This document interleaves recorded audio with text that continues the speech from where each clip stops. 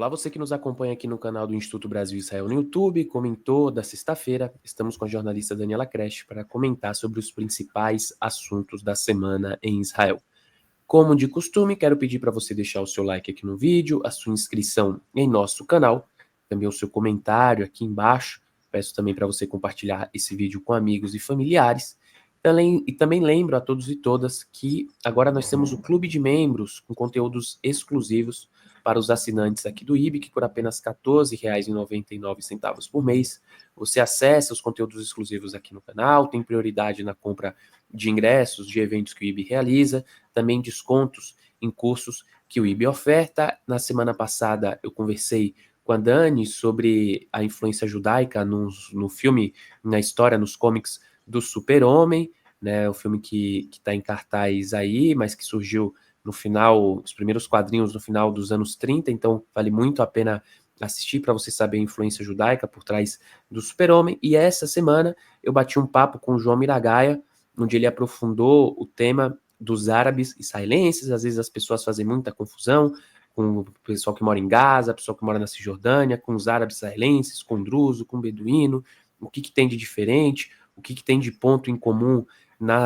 com os judeus israelenses também. Então vale muito a pena ver. Dani, entrando no primeiro assunto do programa de hoje, é um tema que está repercutindo bastante aqui no Brasil e em outros lugares também, que é a preocupação mundial com a fome em Gaza, né? Essa semana, a pressão mundial contra Israel alcançou um novo patamar com as alegações da ONU e de agências de notícia de que a fome generalizada em Gaza, né? E como que essas pressões estão sendo encaradas aí em Israel? As pessoas estão se posicionando, está tendo manifestações aí públicas de políticos, de personalidades, porque aqui no Brasil, e eu vejo que em outros veículos que eu leio também, né, nos Estados Unidos e Europa, é um tema que está repercutindo bastante. Oi, gente. Pois é, vamos começar essa semana com um assunto bem pesado. Aliás, o Expresso de hoje, eu tentei pensar em alguma coisa divertida para botar no fim, que nem as músicas que a gente estava botando nas últimas vezes, mas essa semana tá um pouco mais séria. E aí, realmente, né, a preocupação mundial com a fome em Gaza virou a manchete da vez, né? Toda vez que não tem outras coisas assim mais importantes, digamos assim, entre aspas, no mundo todo, aí volta a questão de Gaza, da guerra entre Israel e o Hamas, que começou em 7 de outubro de 2023, e essa semana, então, aumentou muito, muito, muito o patamar das pressões contra Israel, que já estão muito grandes, as críticas internacionais contra Israel, e principalmente em torno da alegação de que há fome generalizada na faixa de Gaza. Antes de tudo, eu quero dizer que eu não estou na faixa de Gaza. Eu não estou nem perto da faixa de Gaza. Perto, considero que é perto, eu estou a, sei lá, 100 quilômetros da faixa de Gaza. Eu não estou lá dentro, eu não tenho pessoas que eu conheço lá dentro com quem eu converso, eu não estou fazendo reportagens com palestinos de Gaza, portanto, eu não sei, não ouvi com os meus próprios olhos, não escutei com meus próprios ouvidos palestinos falando que estão com fome, que está faltando comida, ok? Então, isso é o mais importante de dizer. Eu não tenho as informações de primeira mão. Eu tenho informações que vêm da imprensa internacional, tanto israelense quanto de fora de Israel, jornalistas que falam, podcasts, em português talvez, e coisas que eu leio, que eu escuto em segunda mão, terceira mão, e como todos, eu recebo narrativas diferentes, tá? A gente vive num mundo que nenhuma verdade parece ser, você não pode confiar mais num mundo de inteligência artificial, um mundo em que nem o que você está vendo você está confiando, muito menos o que você está ouvindo ou você está lendo de alguém. E essa questão das narrativas, que a gente ficou mais, conhecer um pouco mais essa questão dos fake news e narrativas, não sei o que, a partir da primeira eleição do Trump, aqui em Israel já existe esse negócio de narrativa desde a criação do Estado. Né? Se você perguntar para judeus israelenses como foi a criação do Estado, você vai escutar uma história com H, uma história, uma narrativa. Se você ouvir de palestinos ou de árabes muçulmanos em alguns lugares, eles vão contar uma outra história, como se fosse uma história paralela, talvez num outro planeta, de acontecimentos que tenham completamente diferentes. Quer dizer, os livros de história são completamente diferentes. Tá? E é engraçado isso porque a gente sempre acha que a história e os livros de história são a verdade. Né? A verdade aconteceu, todo mundo sabe. E aí, quando você vem para cá, você entende que os livros de história também são ficções, também são narrativas, também são aquele grupo quer passar para as novas gerações. Né? Como é que é a história que a gente se contou. Acho que no Brasil dá para entender também a questão de descobrimento do Brasil, depois virou colonialismo, né? Depois... quando eu era criança, eu estudava ainda que tinha sido Revolução de 64. No livro de história era Revolução de 64, não era golpe. Entendeu? Então, toda a questão do que é história, o que aconteceu no passado, você estuda, depois faz teste, né? Faz prova de história, aquela coisa que obviamente aconteceu. Aí você começa a perceber com o tempo que não, que são narrativas e são coisas que alguém escolheu contar dessa maneira, né? Dessa forma. Você pode até entrar no rabbit hole, né? Na coisa de pensar, será que realidade existe? Né? Você pode até enlouquecer com isso, já que tudo é narrativo, então nada é verdadeiro, nada é real. Você pode até enlouquecer com isso. Mas eu quero, antes da gente enlouquecer, só quero deixar claro que existem aqui várias narrativas, vários relatos desencontrados que a gente recebe. E o que, na verdade, para mim, faz a diferença é você entender as intenções de cada lado. Tá? Porque você vê a intenção, você entende, você interpretar essas narrativas com um olhar de intenção ou não intenção, é que para mim faz a diferença. É que nem você tem um assassinato, e aí você sabe que a pessoa que cometeu o assassinato, ela na verdade estava se protegendo, né? Ela estava reagindo a alguém que estava vindo atrás, aí você já muda totalmente a tua noção do que foi aquele assassinato. Não, foi defensivo. Na verdade, aquela pessoa não teve a intenção de matar a outra, não saiu de casa e falou, vou matar. Não, alguém foi lá né, a ameaçou e ela foi lá e se defendeu. Quer dizer, então tem tudo que parece, tudo que é sólido desmancha no ar, né? Quem foi ler o livro do Milan Kundera. Quer dizer, então tudo que parece que é muito claro, você tem que entender que primeiro você está julgando com o teu olhar do que você já acha que é a intenção da pessoa, ou daquele país, ou daquele grupo. Então você já interpreta de acordo com as intenções que você já achou que aquele grupo tem. E segundo, você está lendo alguém que escreveu aquilo lá, que também tem pensamento sobre a intenção dos agentes, né, das pessoas que estão fazendo parte daquela, né, dos grupos que estão fazendo parte daquela reportagem. Só para dizer que, assim, eu acho que essas informações contraditórias, elas não ajudam ninguém a mudar de ideia. Você acaba se encastelando no que você já realmente achava. Se você acha que Israel é muito mal e as intenções são péssimas e quer matar todos os palestinos, opa, olha aí a prova, né? Que você vai pegar aquilo como uma prova de uma coisa que você já achava, ok? Já via as intenções de Israel como sendo as piores possíveis. E se você acha, por outro lado, que Israel não tem intenção de cometer genocídio, de matar ninguém, é uma guerra, e a guerra é caótica, tal, não sei o quê, você vai pegar as informações que provem isso que você está falando, e você vai se basear nessas informações. Você vai falar, não, essa que é a verdade. É isso que ressoa para mim. Tá? Então, é muito importante dizer isso, porque eu, por exemplo, que estou aqui, estou querendo escutar todas as informações de todos os lados, é claro que eu tenho as minhas tendências também, todo mundo tem, é impossível, a não ser que você seja o ET que veio do espaço sideral. Todo mundo tem suas intenções, seus vieses, que já estão de acordo com a sua educação, que você passou na sua vida. Mas se eu, assim, vou abrir a cabeça, vou pensar, vou pegar todas as informações e vou tentar ver o que faz sentido para mim, o que não faz sentido, é muito contraditório, é muito difícil, você não sabe em quem acreditar. Não sabem, é que nem a que a gente falou bastante, os números de mortos que o Hamas diz que tem em Gaza. É o Hamas fazendo o número de mortos que tem em Gaza. Quer dizer, você vai acreditar naquele número de mortes, mas, por outro lado, você também vai dizer, não morreu ninguém. Como? A gente não... Quer dizer, na verdade, primeiro de tudo, a gente tem que saber que a gente não sabe todas as coisas. A gente não sabe toda a verdade. A gente não está lá para ver com nossos próprios olhos, como eu falei desde o começo. Então, eu não sei se tem fome em Gaza. Eu posso ler que as agências de notícia dizem tem gente passando fome, o Ministério da Saúde do Hamas, que é, né, do Hamas, que é a autoridade ainda em Gaza. O Ministério da Saúde de Gaza diz que morreram 10 crianças por inanição. Você não sabe se isso está sendo usado como arma de guerra pelo Hamas.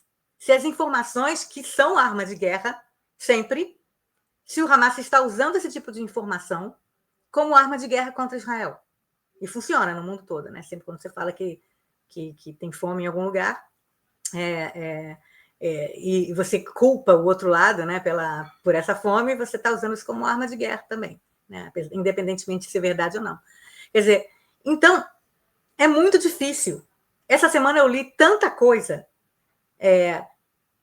provando que tem fome generalizada em Gaza, tem um montão de gente morrendo, e, por outro lado, outras informações falando assim, não é bem assim, tem comida bastante lá em Gaza, mas ela está em diversos lugares, ou então o Hamas está roubando, ou então, na verdade, tem muitos caminhões que estão empacados na fronteira, que não conseguem chegar ao lugar de distribuição, mas mesmo assim, isso não quer dizer que tem fome generalizada. Pode ser que em alguns lugares seja mais difícil do que outros, pode ser que realmente haja alguns bolsões, mas não é generalizado. Quer dizer, eu não sei. Eu também, para mim é muito difícil dar opinião sobre uma coisa que eu não sei. As pessoas têm facilidade de dar opinião de coisas que elas não sabem, né?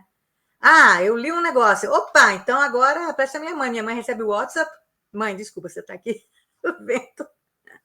Vou falar de você. Minha mãe recebe um WhatsApp com algum fake news ou alguma notícia qualquer, e ela imediatamente adota aquela posição do último WhatsApp que ela recebeu. E aí no dia seguinte recebe um outro, falando o contrário, aí ela já concorda com o que falou o contrário, né? Aquela coisa. Então, a gente não sabe, a gente está sendo moldado por pessoas que têm interesses em falar certas coisas, tá?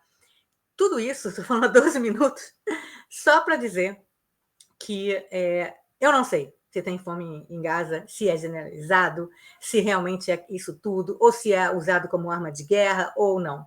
Mas o que eu quero dizer depois de dito tudo isso é que se há percepção mundial de que há fome em Gaza e tem gente morrendo lá, se essa percepção é tão forte que tem gente lá morrendo de fome, tem crianças morrendo de fome, Israel não pode deixar isso acontecer. Não pode deixar acontecer que tenha essa percepção e não pode deixar acontecer que tenha, eventualmente, a fome. Não pode, moralmente. O Estado de Israel, moralmente, não pode deixar, apesar de que Israel está, na verdade, tendo que lidar e cuidar do inimigo, né? Porque os palestinos do Hamas é que abriram guerra contra Israel, e Israel agora é exigido do mundo todo, o mundo todo exige que Israel dê comida e cuide do inimigo que atacou, né? E mais, na verdade, o que o mundo todo é exigindo, eu vi o que o Guterres falou hoje, o diretor, né, o secretário-geral da ONU, o português, né, o Antônio Guterres, acabou de falar. Não entendo como não há empatia. Eu acho que ele falou para os israelenses. Como é que em Israel não há empatia em relação aos palestinos? Eu já falei disso várias vezes, eu quero falar de novo sobre isso, é muito importante. A gente vê, de vez em quando, uns documentários sobre pessoas, mães, que seus filhos foram assassinados, drogas, problemas de gangue, sei lá o quê, e que elas têm a grandeza de irem na cadeia onde está o assassino e perdoar o assassino. Tá? E a gente fala, caramba, será que eu teria a grandeza de perdoar o assassino do meu filho?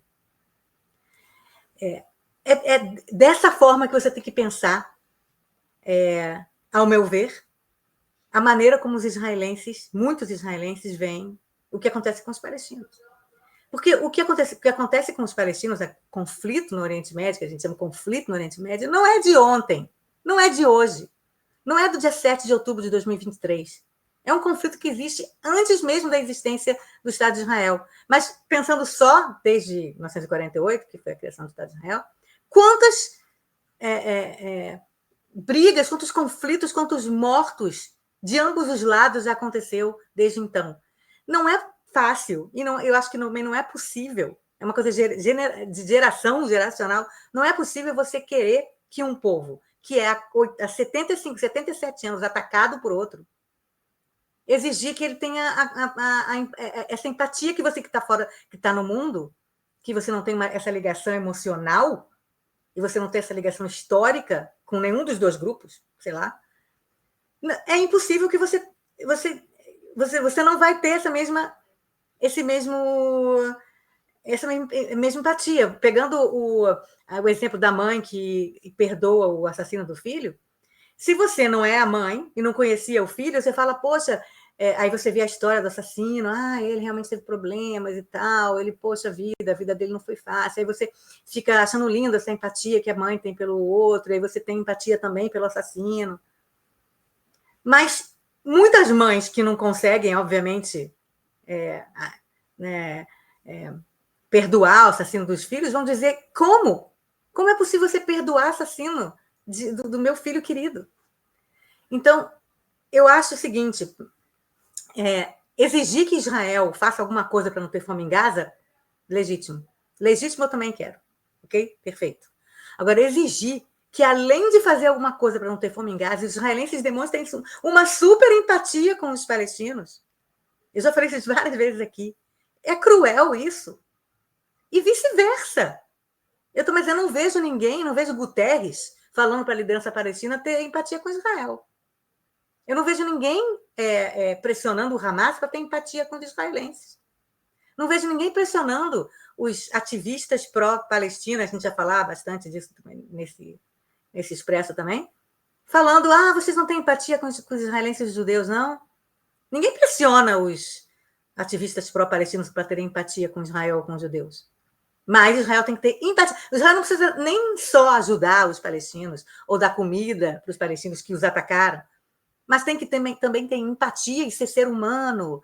E isso aqui é muito difícil. Eu acho que tem que ter. Tem que desenvolver isso de alguma forma. É verdade.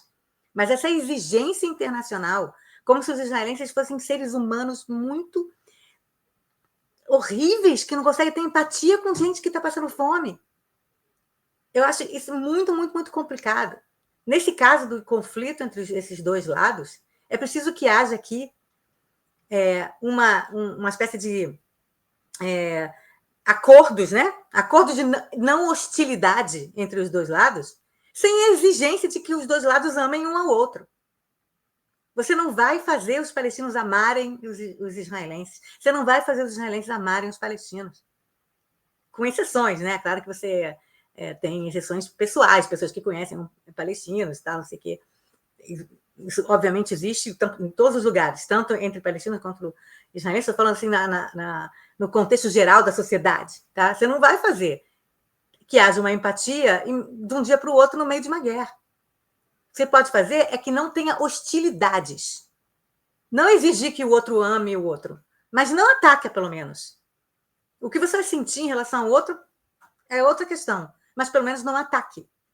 Então, o mundo tem que exigir do Hamas e dos palestinos não atacar Israel. Assim como existe de Israel não atacar os palestinos. E que tenha fim de hostilidades. Tá? Isso aqui é a minha opinião pessoal. Eu acho muito terrível ficar essa pressão da empatia israelense em relação aos palestinos. Eu conheço muitos israelenses que não têm famílias no exterior, então eles não veem o que está acontecendo no exterior em termos de notícias. A gente falar sobre isso também um pouco. Que não conseguem entender essa exigência mundial de você tem que sentir pena dos palestinos que atacaram, mataram 1.200 pessoas e feriram 13 mil soldados. Eu vou falar os números de soldados feridos na guerra. Até agora foram 12.500 soldados feridos fisicamente, sem contar 10 mil psicologicamente, com pós-trauma. Desses 12.500 feridos físicos, 33% perderam braços, pernas, tá? Membros. 13% foram feridos na cabeça, nos olhos, na orelha, perderam pedaço, estão em coma, ou alguma coisa assim, perderam a visão, perderam a audição, e 7% na espinha dorsal, nas costas, no pescoço, viraram tetraplégicos. Tá? Quer dizer, no meio disso tudo aqui, você falar, não, então agora, no meio da guerra, então agora a gente vai ter empatia com os países. O que o mundo pode exigir, olha assim, não precisa ter empatia, não pode deixar os caras morrerem de fome, entendeu? Eu entendo isso. Mas você pedir mais do que no meio de uma guerra, alguém pode sentir, é só voltar atrás no tempo também. Eu imagino que durante a Segunda Guerra Mundial, alguém pediu empatia dos aliados com os nazistas, alguém pediu empatia quando teve as guerras europeias entre franceses e britânicos, alguém pediu empatia dos franceses com os britânicos e vice-versa. Quer dizer, eu acho difícil para mim essa coisa da empatia. O que eu acho realmente é que é preciso que Israel, para o seu bem e o bem dos judeus no mundo todo, não deixe que haja mortes por fome em Gaza. Concordo plenamente com isso e eu também quero que isso não aconteça. Mas tem que ser pelo motivo de uma moralidade mais ampla e não por causa de uma empatia que agora eu acho impossível de ter. Não ajuda nada o fato de você ter alguns ministros desse governo, como o ministro da Herança. Ministro da Herança esse ministério foi inventado só para ter... como é que chama? Negócio de emprego. Para ter cargo, né? Para ter cargo, distribuição de... cabide para ter distribuição de cargos, né? Então, inventaram o ministro da Herança, sei lá o que esse cara faz, chamado Amichai Eliyahu, que é um cara ultranacionalista, daqueles aqueles partidos ultranacionalistas do governo, que foi dar uma entrevista também para pessoas que votam nele, né? Aquela coisa meio que ninguém vai ouvir, só nós, né? Todo mundo escuta tudo hoje em dia. E ele falou que o governo está fazendo tudo para que Gaza seja exterminada. Estamos exterminando esse mal. Estamos pressionando essa população que foi educada no Mein Kampf, né? Então compara os palestinos com os nazistas. Eles que toda Gaza será nossa, mas que nós não somos racistas, vamos deixar eles morar lá. E também, obviamente, diz que não tem fome em Gaza, e que nós não precisamos nos preocupar com a fome em Gaza, que o mundo precisa se preocupar com a fome. Enfim, ele falou umas besteiras, e aí eu acho que eu mandei para você as respostas do próprio governo a coisas que ministros falam e que acabam provando o que, novamente, pessoas que já acham que a intenção de Israel é fazer esse tipo de coisa, falam, olha só, o ministro falou, mas é um ministro de um ministério que nem existe direito, foi criado só para ter na coalizão, dar votos para o Netanyahu. Esse cara não manda em nada, não está no gabinete de segurança. E aí o Netanyahu teve que falar, ainda bem que pelo menos ele divulgou isso, que o ministro Amichai Eliyahu não fala pelo governo, que eu comando, não é membro do gabinete de segurança e não conduz a guerra. E aí eu acho que teve também uma resposta teve uma outra, do embaixador israelense nos Estados Unidos, que falou que as frases, as palavras atribuídas ao ministro Eliyahu, dizendo que Israel está correndo em direção a Gaza, que está sendo exterminada, e que nós não temos, nos importamos com a fome em Gaza, não refletem a política do primeiro-ministro Netanyahu e seu governo. Quer dizer, o governo teve que sair para desdizer o que um ministro imbecil falou desculpa, minha opinião, não é do IB, que falou numa rádio em hebraico para seus apoiadores, mas que hoje em dia tudo sai na imprensa, e o cara falando uma coisa dessa. Esse tipo de coisa é que ajuda a pessoas no mundo todo a acharem que Israel tem o objetivo de destruir Gaza e matar as pessoas de fome. Leva as pessoas que já querem acreditar nisso, que já acreditavam nisso, já acreditavam antes do 7 de outubro, que Israel tem essa intenção, a falar, opa, viu só? Isso prova, enquanto o que eles não sabem é que todo Israel chocou os israelenses, que saíram em conta, criticaram esse ministro, o próprio primeiro-ministro teve que dizer que não é nada disso, mas isso as pessoas que odeiam Israel não vão ver. Eles vão só pegar parte dessa equação para provar o que eles já pensavam antes. E assim, essa pressão, né, internacional, que a gente falou desde o começo, ela se traduziu essa semana numa carta de 28 países, incluindo Reino Unido, Austrália, Canadá, França, Itália, um comunicado dizendo que a guerra entre Israel e Hamas tem que acabar agora, que o sofrimento dos civis atingiu novos níveis e não sei o quê. Quer dizer, realmente muitos países se unindo, falando da desnutrição, porque na verdade é a ONU, né, que está falando da UNRWA, que diz a desnutrição. A gente tem que lembrar que a ONU também e a UNRWA, principalmente a agência da ONU para refugiados palestinos, eles são enviesados anti-Israel, a gente já sabe disso sempre, mas eles estão falando, estão publicando, né, essas alegações de que a fome em Gaza, inanição, bababá, e como eu falei antes, eu não sei se é verdade ou não, mas Israel não pode deixar que haja essas alegações. Não pode deixar que isso aconteça. Tá? Então, em resposta a toda essa pressão, o que o presidente francês, Emmanuel Macron, decidiu fazer? Decidiu anunciar que vai reconhecer a Palestina, vai reconhecer o Estado palestino, ele vai reconhecer isso, acho que em setembro, na reunião da ONU em Nova York, ele vai anunciar, e assim, isso obviamente levou a muitas reações aqui dentro de Israel, esse anúncio, e o Naftali Bennett, que é um dos favoritos para ser o próximo primeiro-ministro, já foi primeiro-ministro, mas agora é favorito para uma próxima eleição ser eleito novamente primeiro-ministro, disse que o reconhecimento do Estado palestino por Macron após o massacre de 7 de outubro não é diplomacia, é um colapso moral, é recompensa ao assassinato em massa, e diz aos terroristas islâmicos: matem judeus e o mundo vai entregar um Estado para vocês. Essa decisão é vergonhosa, será jogada na lata de lixo da história. Okay? É o que o Bennett falou. E assim, se baseando também no fato de que o Hamas emitiu uma nota agradecendo o Macron.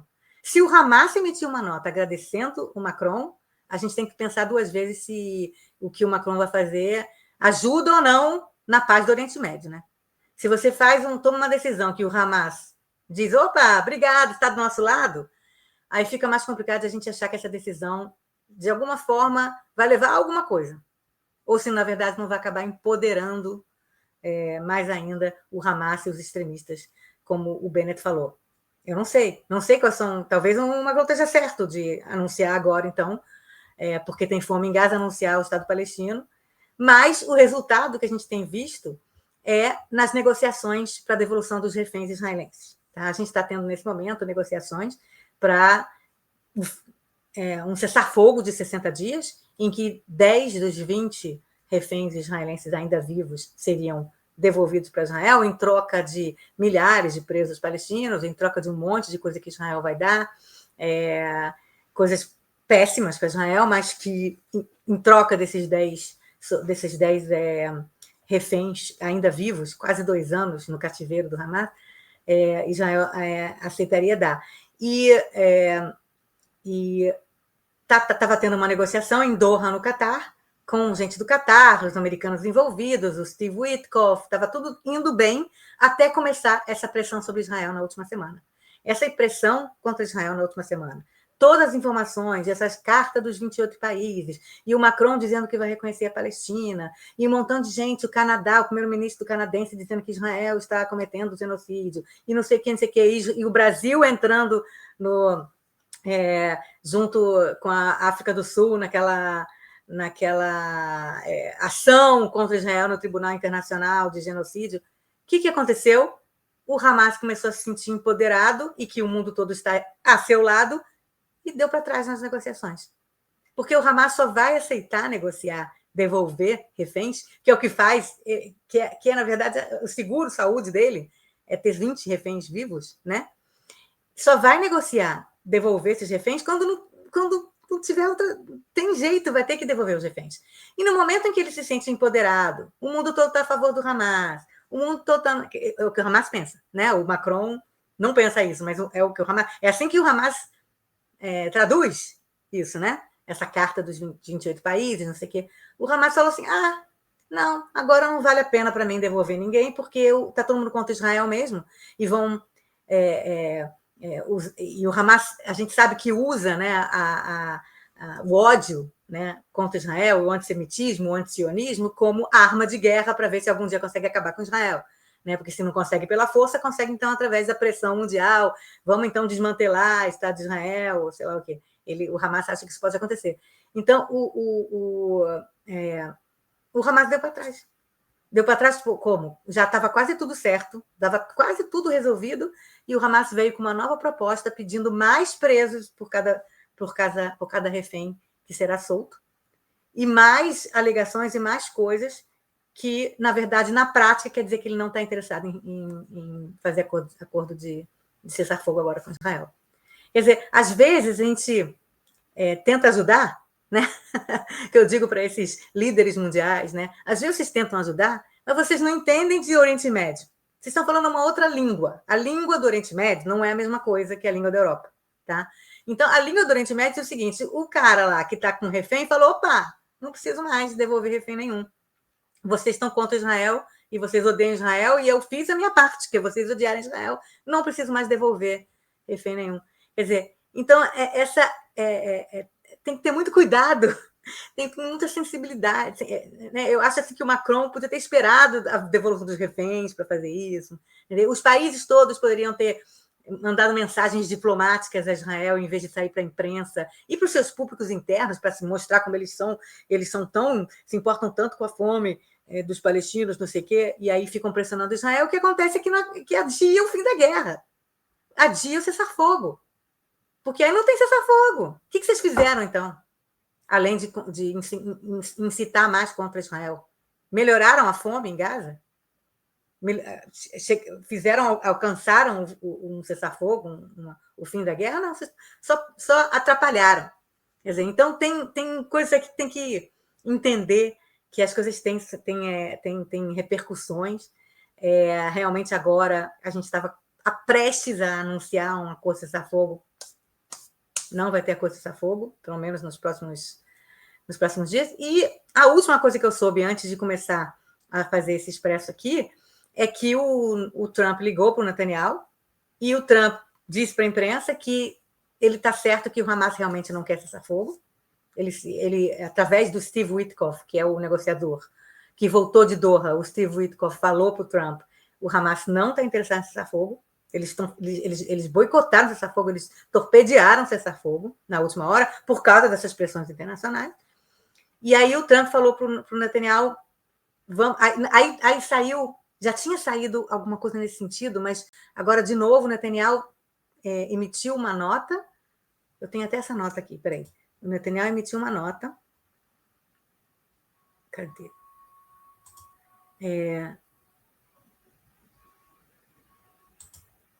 Aqui. Netanyahu emitiu uma nota dizendo o seguinte: em luz da resposta que o Hamas deu essa manhã, foi decidido que o retorno às negociações, o retorno da equipe que está negociando para... Ah, não, isso aqui não, isso é um anúncio de antes. Bom, corta aí, desculpa. O que ele falou, o que o Netanyahu, não sei onde é que eu botei a nota, mas ele falou o seguinte: estamos estudando outras opções para libertar os reféns. Aí você fala, outras opções para libertar os reféns? Se não for um cessar-fogo com o Hamas e a troca de reféns por presos palestinos, como é que você vai trazer de volta os reféns? Militarmente já ficou provado que é impossível, porque dos 251 reféns que o Hamas fez no dia 7 de outubro de 2023, só 7 foram trazidos. Foi 7, né? Você fez essa conta uma época, né, João? Só 7 foram resgatados pelo exército israelense, vivos. Então, o resto, né, mais de 150, foram libertados através de negociações de cessar-fogo. Então, o que o Netanyahu quer dizer? E aí, isso me concatenou um pouco com uma entrevista que eu ouvi o Thomas Friedman naquele podcast da Unholy, né, que eu já falei bastante, né, um podcast chamado Unholy, Two Jews on the News, que é um podcast da âncora israelense Yonit Levy com o jornalista britânico Jonathan Friedland, e hoje o entrevistado foi o Thomas Friedland, e hoje o entrevistado foi o Tom Friedman, agora me confundi com tanto Fried, que é esse jornalista famoso do New York Times, ok?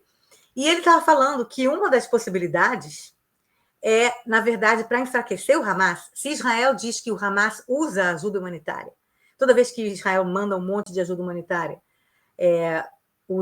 o Hamas rouba ajuda humanitária, que, aliás, a ONU está dizendo que não é verdade, mas, enfim, tem alegações para cada lado também, mas que o Hamas ele usa ajuda humanitária para controlar a população civil, ele pega a ajuda humanitária, vende para mercado negro, primeiro fica com metade para só seus próprios militantes, e a outra metade eles vendem por preços super caros para a população faminta. Tá? É isso que Israel alega.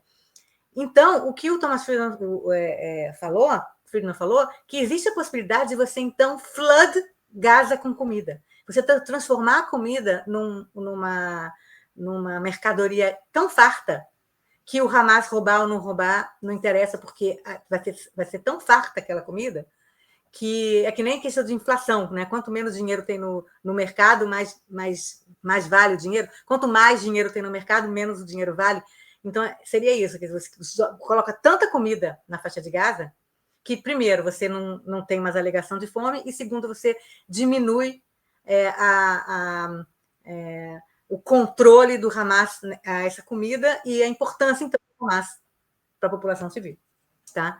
Então, essa é a sugestão. E, por incrível que pareça, foi exatamente isso, mais ou menos, que está começando a ser falado. Parece que Israel, então, deu autorização para a Jordânia começar a jogar comida do ar também para dentro da faixa de Gaza, que já há, então, essa ideia de repente, mandar muita comida para Gaza, é o contrário do que, sei lá, estava a ideia de controlar a comida e tentar bypassar o Hamas nesse controle da comida, que não está dando certo. Então, a ideia é jogar muita comida em Gaza, flood, né? Quer dizer, levar muita comida para Gaza, para que tenha muita, muita, muita comida em Gaza, para que ninguém morra de fome, e também diluir o poder do Hamas, que é através da comida, né? Através da ajuda humanitária. Então, eu espero que isso seja verdade. Se for verdade, então a pressão internacional funcionou nesse caso, que foi só por causa da pressão internacional que o Hamas disse que não vai fazer acordo de cessar-fogo, e aí, então, Israel vai mudar a sua estratégia nesse sentido. Né? Então, talvez, no final das contas, a pressão internacional, de certa forma, tenha ajudado nisso. Né? Mas, enfim, não sabemos o que vai acontecer. Eu espero que seja verdade, que a decisão do governo agora é mandar muita comida para Gaza, muita, muita, muita, tanta comida que o Hamas tomar conta de alguns caminhões não vão fazer a diferença. Né? Então, ficamos esperando e atualizamos na semana que vem. A situação que é muito trágica, né? Acho que de qualquer maneira, independente se é o Hamas, né, do que se diz, é triste, né, ver as imagens de crianças com um prato de comida, as pessoas com fome, né, tudo isso por conta dessa ação, né, que desencadeou, criada pelo próprio Hamas, né, quando decidiu atacar Israel em 7 de outubro e fazer um atentado terrorista, mostra que em nenhum momento o Hamas pensou nas consequências, pensou no que ia virar a vida da população. Não, o Hamas pensou. Gaza, né? O Hamas pensou nas consequências, mas o Hamas queria essas consequências, justamente para dizer que foi Israel, né? Dizer que foi Israel e demonizar Israel pelo mundo. É tudo muito... É porque o Hamas não pensa na vida humana e na vida de suas crianças da mesma maneira que a gente pensa. O Hamas e os terroristas jihadistas islâmicos, não só do Hamas, Al-Qaeda, Hezbollah, Houthis, eles pensam nessa vida de agora como só um pedaço, que o importante é depois que você morre. Aí se você morre como mártir, você vai para o paraíso. Quer dizer, então, para eles, não importa se morreu muita criança, se morreu muita gente, eles acham que as pessoas estão se sacrificando por uma causa e estão indo para um lugar melhor. Não é muito diferente do que se pensava na Idade Média, que os cristãos pensavam na Idade Média, entendeu? De que essa vida, na verdade, ela é só um corredor para uma próxima vida que aí sim vai ser melhor, que vai ser o paraíso, entendeu? É o que os jihadistas pensam, a gente pensar isso, a gente consegue entender como eles pensam. Eles são racionais, eles não são irracionais, eles não são loucos. Eles são racionais, eles têm a racionalidade. Para eles é o seguinte: a gente vai usar crianças e civis como escudo humano, Israel vai matar. O Ocidente tem essa visão aí de que a vida é importante. Aí problema deles, eles vão pressionar Israel. Para a gente, se morrer muita gente, tá ótimo, vai todo mundo para o paraíso, porque se sacrificou pela causa, a causa islâmica, né? Porque na verdade não é na causa da criação de 2 estados e paz na região, não, é só a causa de que todo o Oriente Médio e subsequentemente o mundo todo algum dia vai ser islâmico, né? E vai seguir a lei da Sharia. Quer dizer, então, por uma questão ideológica, religiosa, fundamentalista e fanática, eles realmente acham que você sacrificar pessoas e crianças tá na boa, tá bom. Isso é racional. Não estou dizendo que eles são malucos, não. Eles realmente acham isso.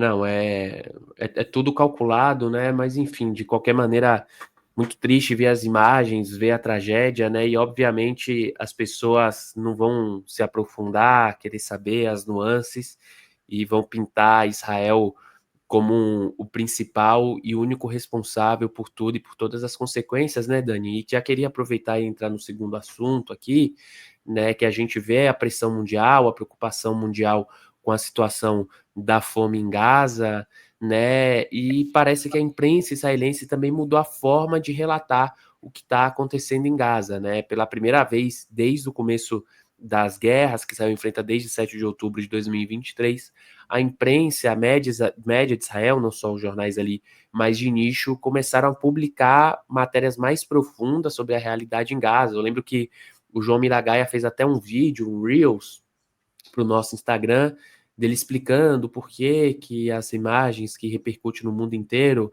não repercutia nas mídias aí em Israel, e parece que agora mudou, né? E como que os israelenses estão encarando isso, né? As imagens aí começando a aparecer, né? Não só que antes a gente via mais de destruição dos edifícios, mas agora as crianças com os pratos de comidas, a situação da fome começa a ser relatada aí também, né?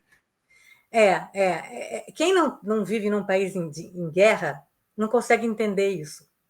Não consegue entender. Assim como muita gente no exterior não consegue entender por que nos noticiários do Brasil não é só fome, violência e as coisas que as pessoas no mundo criticam em relação ao Brasil.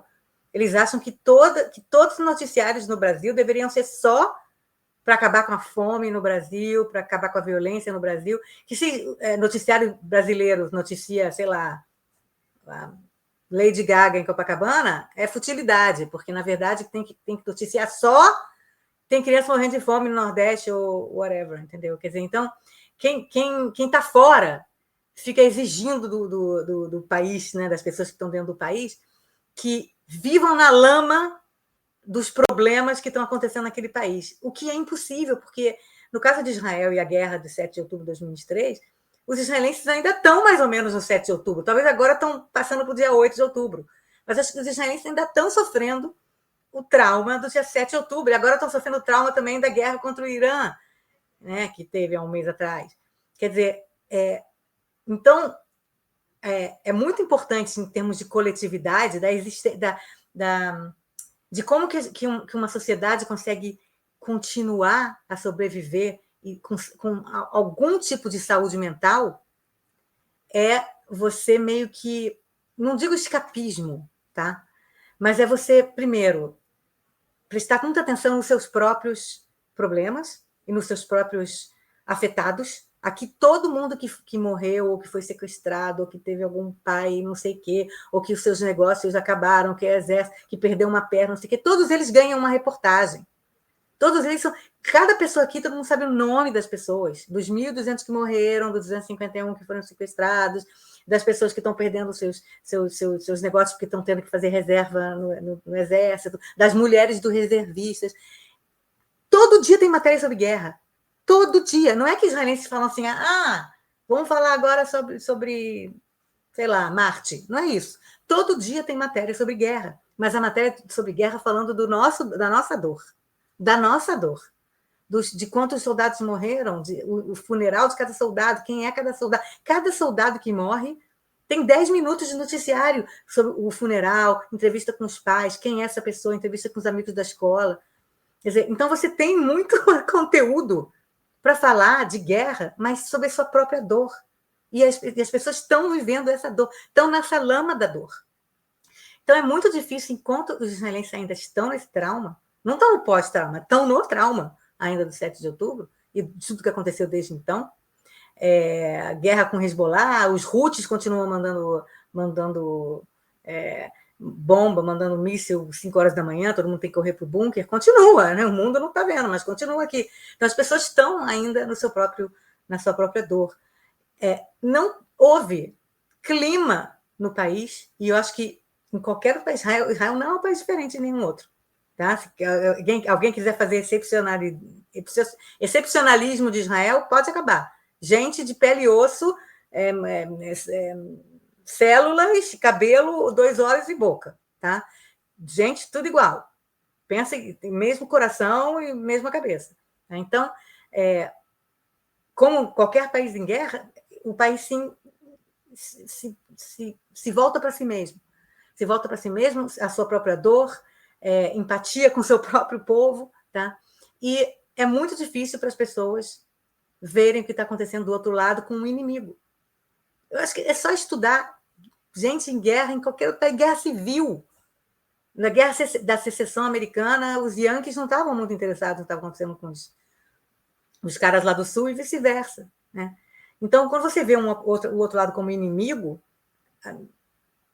você quer menos ver o que está acontecendo lá, a dor do inimigo. Você não quer ver a dor do inimigo. Então, eu acho que o que aconteceu foi que as empresas midiáticas, que precisam de espectadores, de gente que faça clique, que dê like, que não sei o que, não sei o que, sabiam desde o começo que psicologicamente não tinham como ficar passando imagem de palestino morrendo, ou criança morrendo de fome. Não tem como. A sociedade não tem condição de ver isso. Tá? E, por outro lado, também, o cara vai mudar de canal, vai para o outro noticiário. Não quer ver? Quer dizer, é um processo psicológico que agora talvez esteja começando a mudar. Esteja começando a mudar porque talvez Israel esteja começando a passar do trauma para o pós-trauma. E demorou 2 anos. Mas agora a gente vê a campanha... eu considero isso uma campanha da imprensa interna israelense já começando a mostrar um montão de coisa, não tudo, mas um montão de coisa que no exterior já se vê há 2 anos. Tá? Então, não há 2 anos, porque, sei lá, 1 ano. Tá? Então, eu queria que você mostrasse, por exemplo, essa matéria sobre a fome em Gaza do site Ynet, que é o do jornal Yediot Ahronot, Últimas Notícias, é o maior jornal de Israel, e esse site Ynet é o maior site de notícias de Israel, e eles deram como manchete no site, eu sei que vocês não vão entender o hebraico, mas diz, em Gaza esperam por um acordo, nós sofremos de fome e de matança, não temos mais nada, nem esperança. Esse tipo de matéria, raramente, a não ser que seja um jornal de nicho como Haaretz, ou jornais mais à esquerda, tal e tudo, você não vê isso. Aí você vai descendo a matéria para mostrar o tipo de imagem. Isso aqui é um videozinho, mas pode passar o vídeo.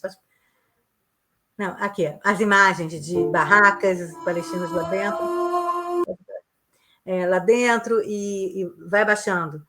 E aí o menino na cadeira de rodas, aí baixa mais para a gente ver as imagens. Aqui, né, as cidades né, com as tendas e as barracas, e uma criança lá na barraca. Você vê que ainda não são as imagens de criança raquítica com osso aparecendo, que está acontecendo no mundo. Não chegamos a esse ponto aqui em Israel ainda, mas você já vê imagens de sofrimento em Gaza. Tá? Acho que acabou. Então, começou já, e muitos jornalistas já se criticam há muito tempo por causa disso. Já falam, por que nós não mostramos?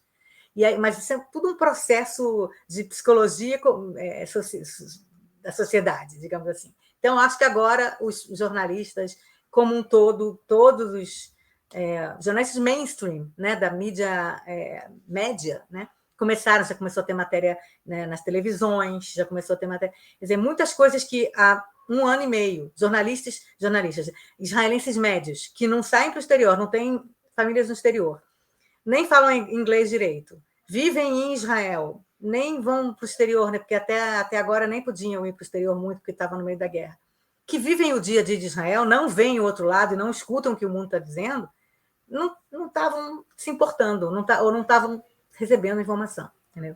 Então, agora começaram a receber informação, que isso, para mim, significa que do trauma passou para o pós-trauma, talvez. Quer dizer, os israelenses estão começando a superar o 7 de outubro o suficiente para conseguir ver o que está acontecendo do outro lado também.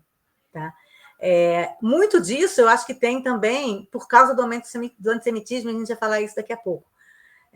Porque os israelenses estão começando a sair de férias, né, depois da guerra com o Irã. Ano passado ninguém conseguiu sair de férias direito, esse ano começaram a sair de férias, está julho e agosto é feriado escolar, e estão encarando o antissemitismo e anti-israelismo na veia, quando estão chegando nos lugares onde eles estão indo, na Europa, até mesmo no Sudeste Asiático, no Brasil. E eles ficam meio chocados, porque eles não sabem de onde. Ué, como assim que a gente está fazendo isso? Eu não sabia. Eles estão ficando surpresos com algumas coisas que eles não sabiam.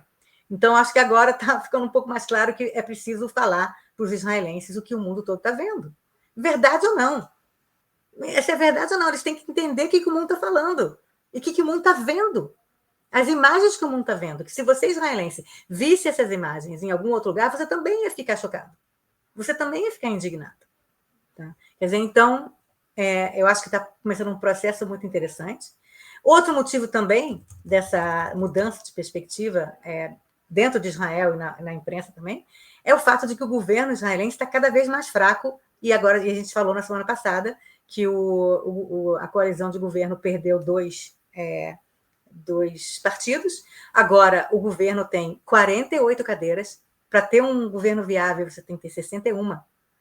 Quer dizer, o Netanyahu tem 13 cadeiras a menos do que um governo viável. Esse governo está completamente paralisado. Ele está paralisado e ele nem pode fazer muito mais coisa. E o povo está vendo isso e está refletindo isso nas pesquisas eleitorais. Então, você vê hoje, por exemplo, na pesquisa mais recente do Maariv, do jornal Maariv, você vê que o Likud, que hoje tem 34 cadeiras, cai para 25 cadeiras. O partido do Naftali Bennett, que nem existe, só existe um nome, Bennett 2026. O Bennett nem está no parlamento, nem começou a fazer campanha eleitoral, já está com 24 cadeiras. O Israel Beiteno, que é o Israel Nossa Casa, que é o partido do Avigdor Lieberman, que tem a minoria russa, tal, ele é um pouco mais conservador, mas ele é oposição ao Netanyahu, com 12 cadeiras. O Partido Democratas, que é o partido do Yair Golan, que é o partido que uniu o Meretz com o Partido Trabalhista, partido bem de esquerda, está com 11 cadeiras, que está aumentando bastante esse partido de esquerda, que estava quase desaparecendo, e o Yair Golan deu uma vida. O partido Shas, que acabou de sair do governo, com 10 cadeiras, que é mais ou menos o número que ele tem. O partido A Futuro, também de oposição, do Yair Lapid, com 9 cadeiras. O Judaísmo da Torá, com 7. Esse Judaísmo da Torá também deixou o governo. Otzma Yehudit, quer dizer, Força Judaica, que é a ultra-extrema-direita, com 7 cadeiras. O partido do Gadi Eisenkot, que também nem tem nome, mas é um partido que na verdade, embaixo tem o Partido Azul e Branco. Esses dois partidos, do Gadi Eisenkot. Está escrito Gadi Eisenkot? Não está escrito. O Gadi Eisenkot não está aí. Não tá na televisão. Estou falando que é um cara que vai receber 6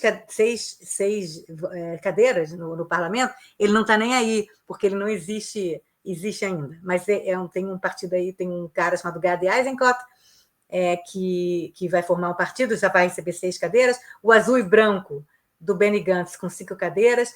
E aí você tem 2 partidos árabes, da minoria árabe israelense, o Partido Comunista, que é o Hadash, você tem aí o Uram e o Hadash-Tal, cada um com 5 cadeiras. E o sionismo religioso do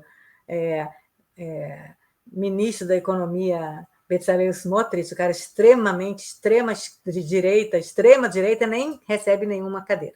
Tá? 0 cadeiras. Então, você vê que da extrema-direita, esse pessoal que fala, vamos conquistar Gaza, não sei o que, nas próximas eleições, eles têm 5 cadeiras de 120. Quanto é que 5 cadeiras de 120? É menos de 5% dos votos.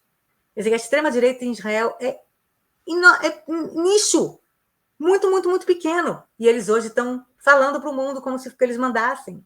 E eles mandam um pouco, porque eles estão no governo e eles estão segurando o Netanyahu assim, pelos cojones, porque se eles saírem desse governo, o governo cai. Mas os israelenses mesmo não gostam deles.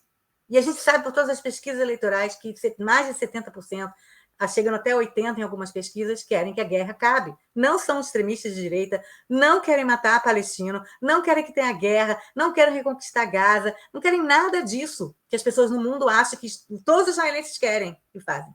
Tá? Então, o fato de que você tem essas pesquisas eleitorais mostrando a fraqueza, o enfraquecimento desse governo, faz com que acho que a imprensa se sinta um pouco mais à vontade também de começar a falar coisas que não falava antes. E, para terminar, não é só dentro de Israel que você tem o público contra o governo, né? Nesse caso, contra a guerra, contra o Netanyahu, você tem também em Gaza, e aquele nosso, enfim, que a gente segue bastante, aquele palestino de Gaza, palestino-americano, o Ahmed Fouad Al-Khatib, que é as grandes vozes palestinas que conseguem sair da bolha de ficar só demonizando Israel, dizendo Palestina do livro tudo assim, ele fica dando manifestações de pessoas muito corajosas, palestinos corajosos em Gaza, se manifestando contra o Hamas, dizendo que querem o fim da guerra e o fim do Hamas. Mas aí você vê que as lideranças que estão em guerra hoje não têm o apoio do povo. Eu não sei o quanto em Gaza, não sei quanto em Gaza o Hamas tem apoio hoje. Também é controverso, não sei. Mas você vê que tem gente em Gaza contra o Hamas, sim. Tá? Então, eu acho corajoso, essas pessoas são corajosas, o Hamas é terrível. E, enfim, a gente espera que as lideranças da região se elevem ao nível do povo em algum momento. Muita coragem, né, Dani? A gente sabe como o Hamas é um grupo que reprime, né, qualquer dissidência, qualquer crítica que não esteja de acordo ali com os valores radicais deles. Então, mostra que nos dois lados, né, apesar das diferenças, as pessoas querem viver em paz, querem viver as suas vidas, e que, enfim, é sempre bom a gente destacar também que a maioria, né, uma boa parte da população israelense se posiciona contra a guerra por um acordo que traga de volta os sequestrados, né, e que coloque o fim a essa guerra. A gente acompanha aqui todo sábado, a gente posta no Instagram do IB as manifestações que tem em Tel Aviv, que tem em outras cidades aí, os discursos dos familiares dos reféns. Inclusive uma notícia aqui, uma atualização, o Avera Mengistu voltou para casa essa semana, depois de 5 meses em hospital, em tratamento médico, né, e até Arev Vitali, que está lá no Fórum das Famílias dos Sequestrados, fala que muitos dos reféns que voltaram passam por um longo tratamento, né, médico, psicológico, psiquiátrico, devido às condições do cativeiro em Gaza. Então, os próprios familiares dos reféns são os que mais endossam, são os que mais gritam e falam por um acordo que traga o fim da guerra. A gente vê também grupos, né, de reservistas como a Rim Laneshek, né, os irmãos em armas. Eles fizeram um post bem interessante, né, um cartaz que eu vi que era em 2023 pela democracia, e aí na guerra contra o Irã, eles em 2025 em defesa de Israel, né, porque tem muitos pilotos de caças que atuaram. Então mostra que, apesar dos ataques, né, desse governo e de setores extremistas, que a democracia ainda pulsa aí em Israel e que as pessoas querem viver em paz, né, Dani?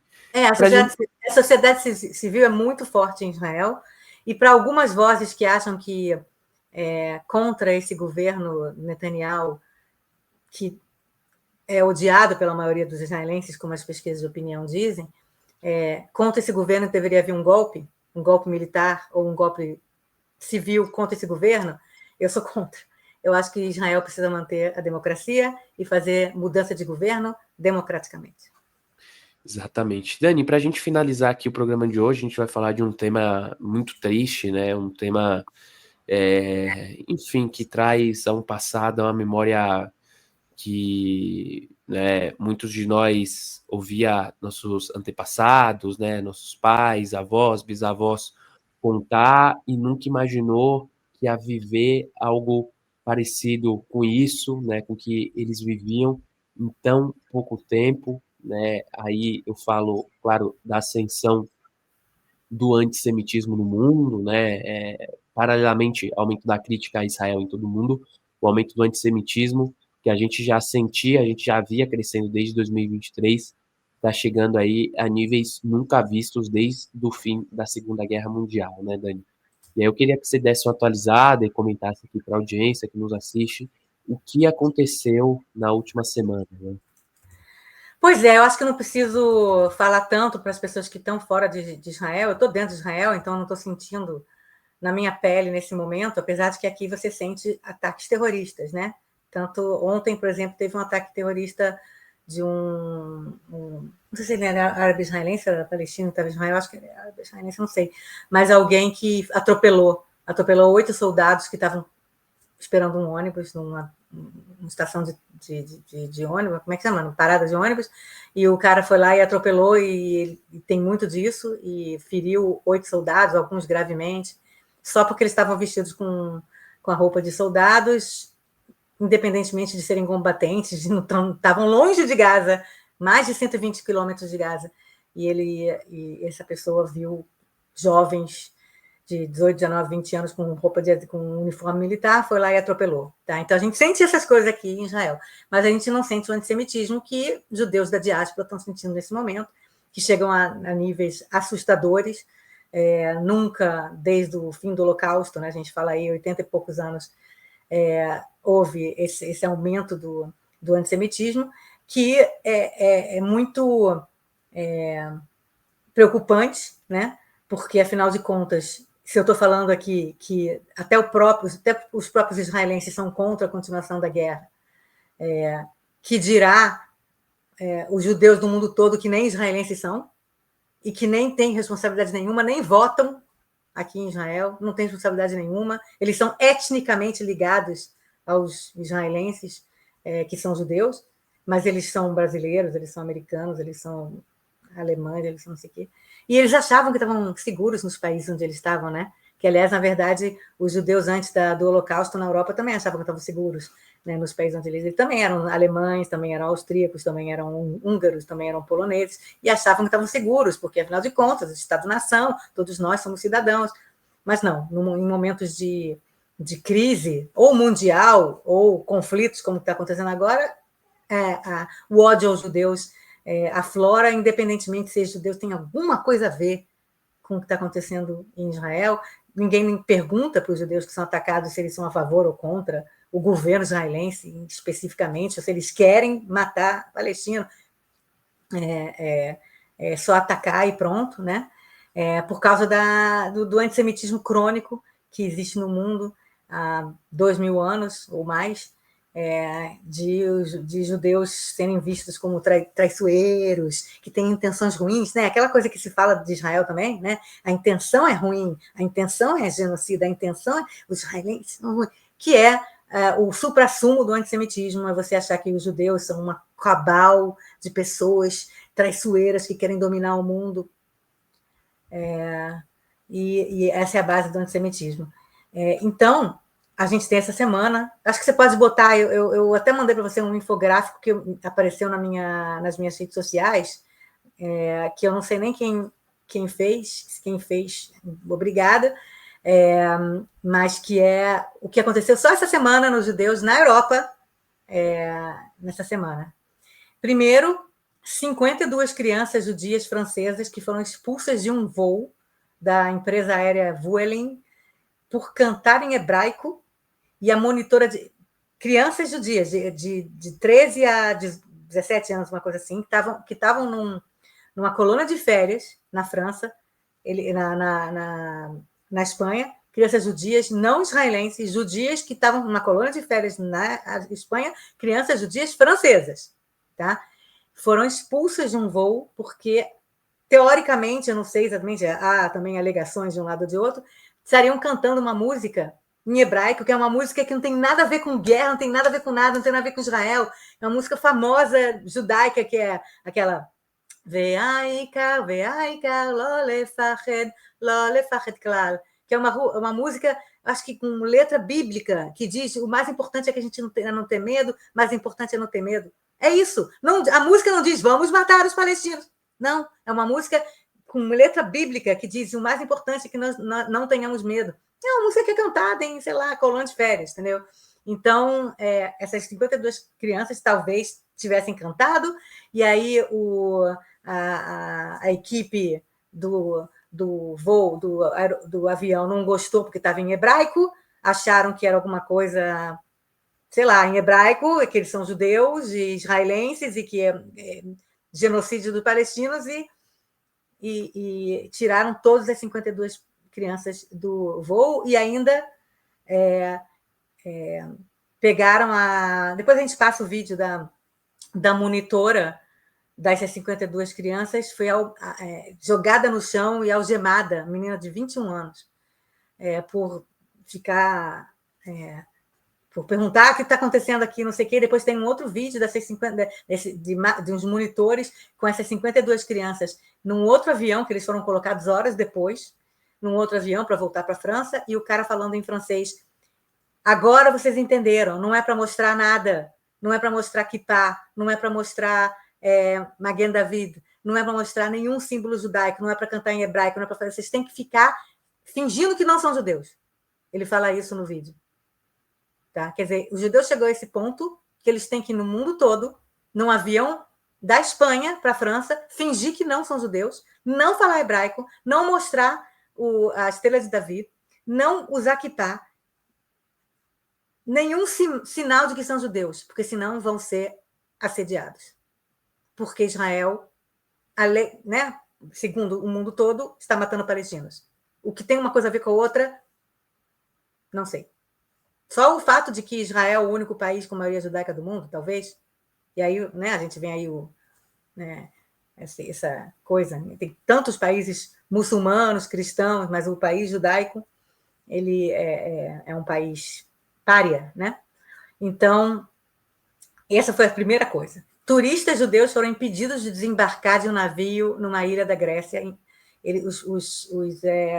Tem imagens do navio chegando e uma manifestação enorme de 300 pró-palestinos no porto, e a polícia, em vez de tirar os manifestantes pró-palestinos que não estavam deixando o navio atracar, eles falaram: o navio vai atracar em outro lugar. E aí eles tiveram que ir para o Chipre, eles não puderam descer na Grécia. Os judeus foram difamados por James O'Brien, apresentador de rádio da LBC em Londres. Eu não sei quem fez esse infográfico, sabe talvez esse caso, eu não sei desse caso. Judeus foram agredidos fisicamente por um agressor em um ônibus em Dublin. Na Irlanda, a quantidade de antissemitismo é quase uma política nacional. É uma política nacional, é uma coisa mainstream. Mainstream, a gente odeia judeu e odeia israelense. Tá? Então, o cara...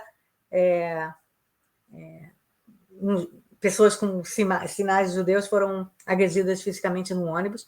Judeus foram detidos no festival da Bélgica. A gente sabe que teve um festival de música na Bélgica que assediaram judeus e israelenses que estavam nesse festival. Adolescentes judeus tiveram o passaporte apreendido e foram assediados por uma funcionária no aeroporto francês. A funcionária ficava o tempo todo lidando com os passaportes, né? De maneira devagar, né, fazendo uma espécie de greve, né, aquela coisa de fazer devagar, e falando Free Palestine, enquanto lidava com os passaportes.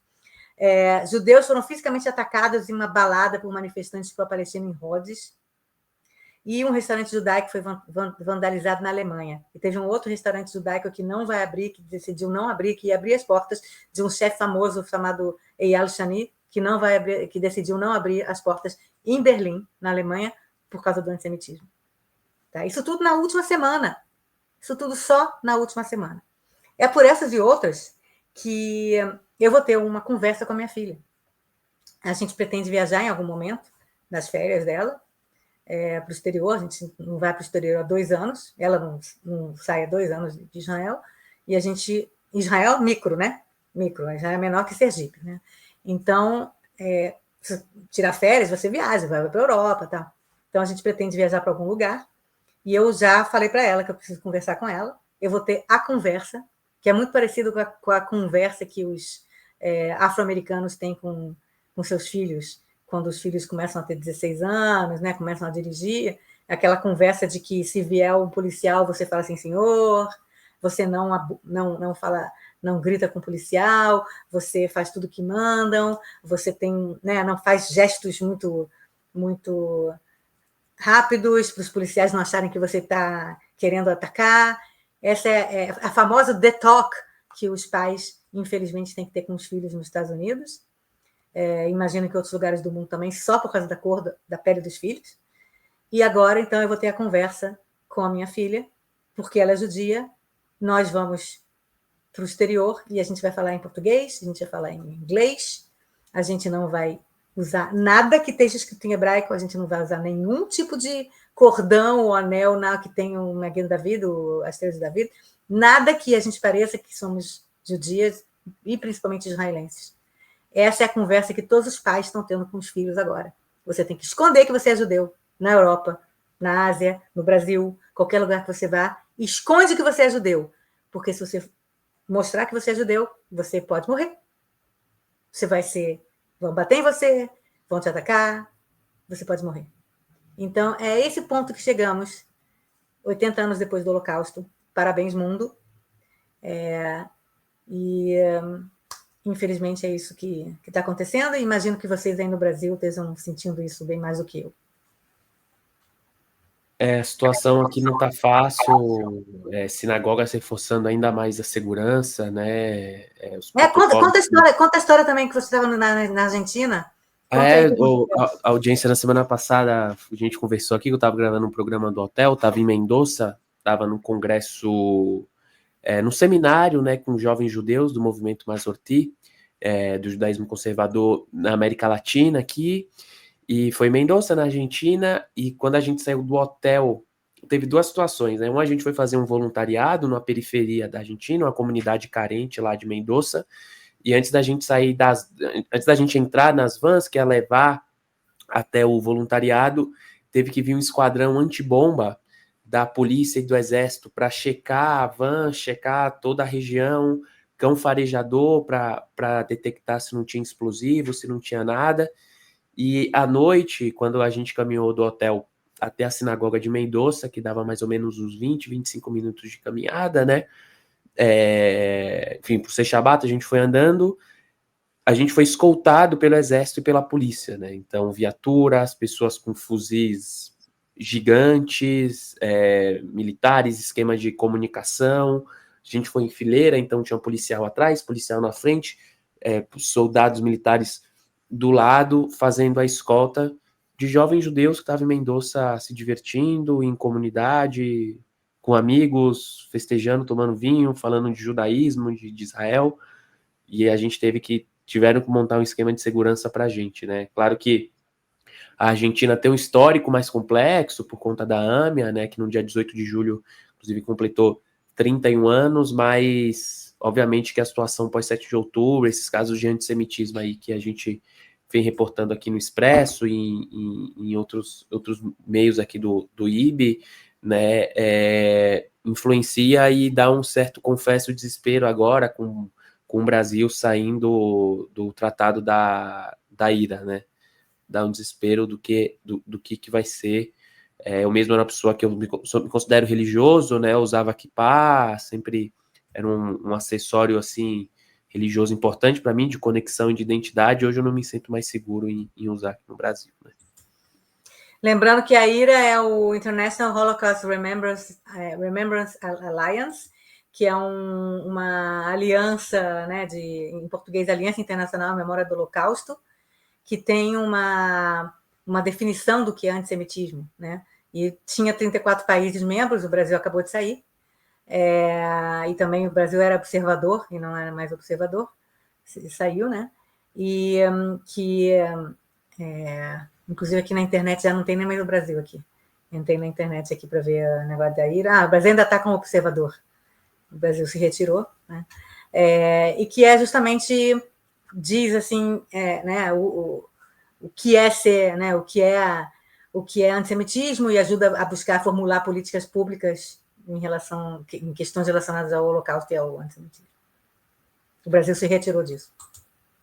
É isso, muito triste a gente ver o caminho, né, que as coisas estão caminhando. Eu lembro tem um episódio aqui do podcast, se eu não me engano, o Judes, que ele falou, né, sempre que outros preconceitos, o racismo, a homofobia, sai do esgoto, o antissemitismo, ele também sai, aparece, e é triste ver pessoas que muitas vezes se colocam do lado dos direitos humanos, de lutas de minorias, se calam e se fecham quando o assunto é o ódio aos judeus, né? Enfim, com isso a gente vai chegando ao fim dessa edição do Expresso de hoje. Eu quero agradecer a Dani por comentar, nos atualizar sobre as principais notícias de Israel. Quero agradecer também a você que chegou até o final. Peço para você deixar o seu like aqui no vídeo, a sua inscrição em nosso canal. A gente está pertinho de bater os 20 mil inscritos, então dá um check aí, confira se você está associado aqui ao canal do IB. Lembro também do Clube de Membros, R$ 14,99. Você pode se associar, se tornar membro aqui do canal. Essa semana a gente conversou sobre os árabes israelenses com o João Miragaia. Na semana passada, a Dani conversou comigo também sobre a influência judaica na história do super-homem. Um abraço, até semana que vem. Tchau, tchau, Dani. Tchau.